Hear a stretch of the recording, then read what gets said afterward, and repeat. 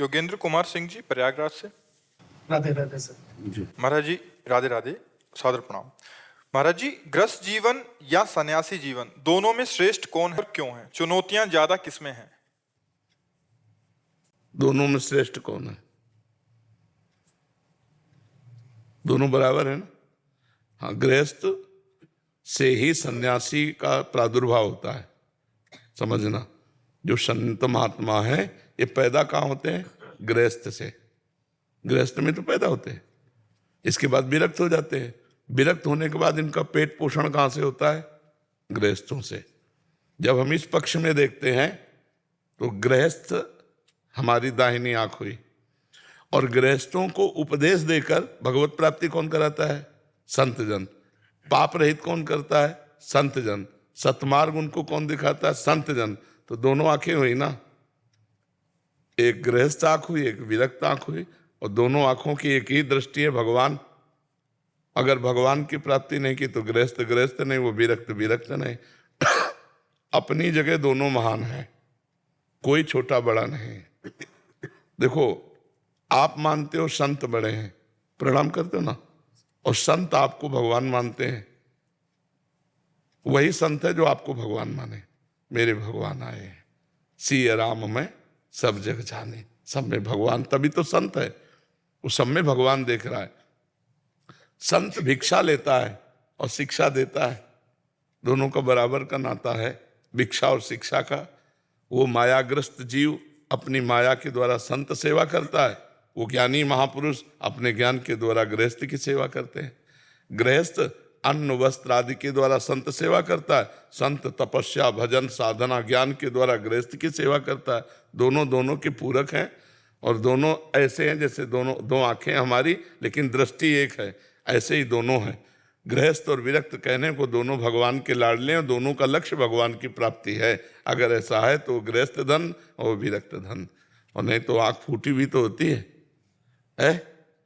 आंख फूटी भी होती है। अगर लक्ष्य भगवान नहीं तो फूटी है, वो अंधा है। जिसका लक्ष्य भगवान नहीं वो अंधा है, पक्का समझो। और लक्ष्य भगवान है तो वो गृहस्थ धन्य और विरक्त धन्य। मार्ग किसका चुनौतियों भरा है? दोनों का। आप गृहस्थ का साधारण नहीं है, क्योंकि उसके पास नाना प्रकार की चिंताएं हैं। उन चिंताओं से ग्रसित होकर भी वो संत सेवा करता है, वो पशु पक्षियों की सेवा करता है, और वो कुछ भगवान का नाम जप कर लेता है। गृहस्थ के पास कोई कम चुनौतियां थोड़ी है।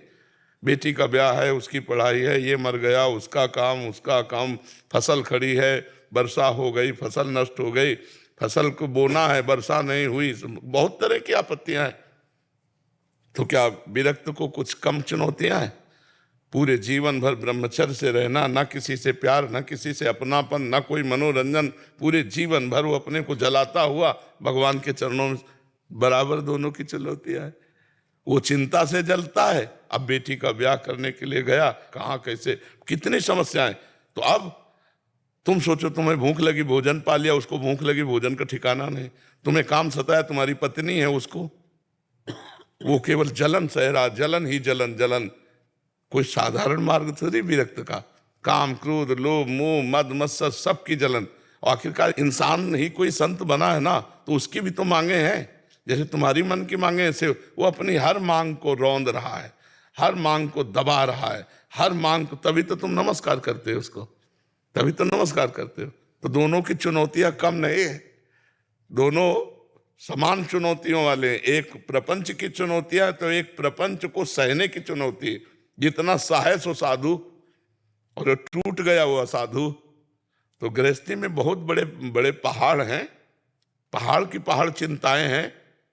अब पैसे की इतनी आय नहीं हो, आजकल पढ़ाई का कितना पैसा लगता है, कितने। अच्छा, कोई बीमार हो गया उसको पैसा लगना है, खेती कर रहा सिंचाई में पैसा, क्या क्या खाद पानी, क्या मतलब जिधर देखो तो पैसा पैसा। आय है नहीं।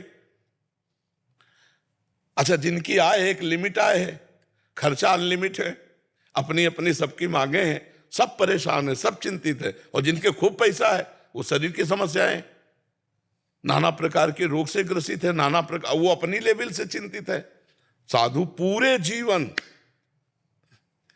न माँ का प्यार, न पिता का प्यार, न पत्नी का प्यार, न पुत्र का प्यार, सबसे अलग जीवन।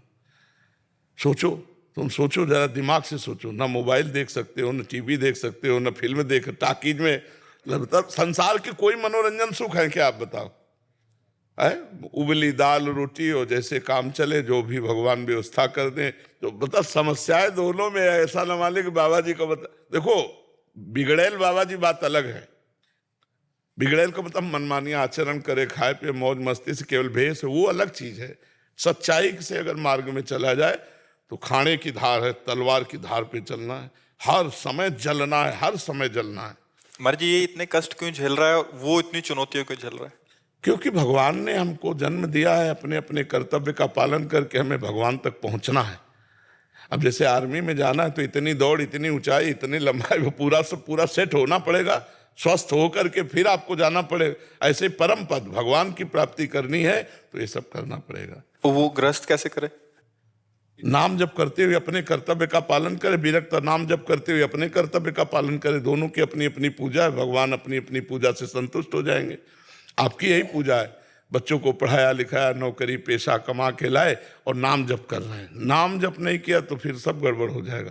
पाप कर्म मत करो और नाम जप करो, तुम्हें वही गति प्राप्त होगी जो एक संत को प्राप्त होती है। पर कठिन है नाम जप करना, जरा सा काम करो भूल जाते हैं भगवान को, है नहीं? और बड़े बड़े काम है कि अगर उसमें एकाग्रता न करो तो काम ही नहीं होगा। अब एकाग्रता करो तो भगवान को भूल गए, यही चुनौती है। मामनुस्मर युद्ध च, भगवान कह रहे हैं मेरा स्मरण करते हुए युद्ध करो। तो भगवान का स्मरण करते हुए हम संसारिक कार्य करें तो भक्त ही हैं, और भगवान का स्मरण करते हम वैराग्य से चलें तो हम अपने सन्यासी हैं, हम विरक्त हैं। और दोनों का लक्ष्य है भगवान की प्राप्ति, दोनों को भगवान की प्राप्ति होगी यदि अपने अपने हिसाब से चला जाए तो।